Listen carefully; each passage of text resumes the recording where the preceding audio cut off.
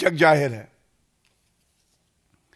अब यह कहना गलत नहीं होगा कि ये गांधी, नकली गांधी परिवार जो है, ये खानदानी भ्रष्ट और खानदानी चोर हैं।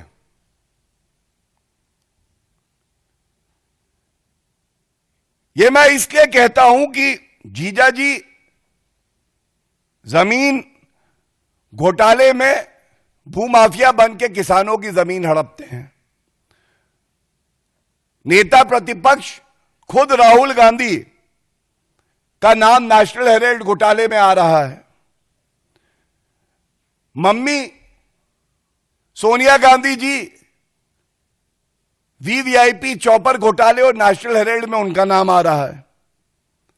पापा, पिताजी राजीव गांधी जी, बोफोर्स में उनका नाम आया है। क्या इस परिवार ने ये कसम खाई हुई है कि हम जहां जाएंगे भारत को, भारत के नागरिकों को और किसानों को लूटेंगे, उनकी जमीन हड़पेंगे? यह एक बड़ा सवाल सामने आता है।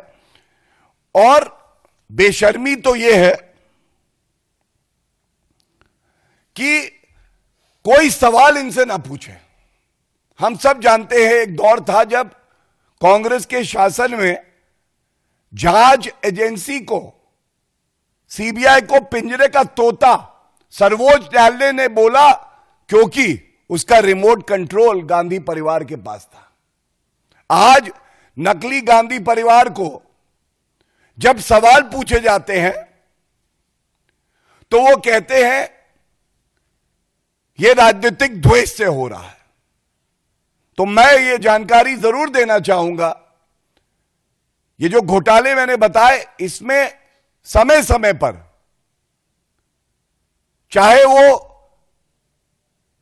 रॉबर्ट वाड्रा हो, चाहे वो सोनिया गांधी, राहुल गांधी हो, ये न्यायालय गए और राजनीतिक विद्वेष से अगर कोई मामला हो तो सर्वोच्च न्यायालय और उच्च न्यायालय उसको निरस्त कर सकती है। यह भजनलाल का केस है, सुप्रीम कोर्ट का, कॉन्स्टिट्यूशन बेंच का। लेकिन इनको राहत नहीं मिली और वो केस जो है निरस्त नहीं हुआ, रॉबर्ट वाड्रा के खिलाफ भी और जो मामले भ्रष्टाचार के चल रहे हैं। तो आज एक बड़ी बात जो सामने आई है, मैं सुन रहा था रॉबर्ट वाड्रा का बयान, तो वो कह रहे थे कि क्योंकि मैं एक मास लीडर हूं इसलिए मुझे परेशान किया जा रहा है। तो यह कहना गलत नहीं होगा कि अपनी नजरों में और कांग्रेसियों की नजरों में, क्योंकि चाटुकार होते हैं जन्म से, रॉबर्ट वाड्रा एक मास लीडर हैं,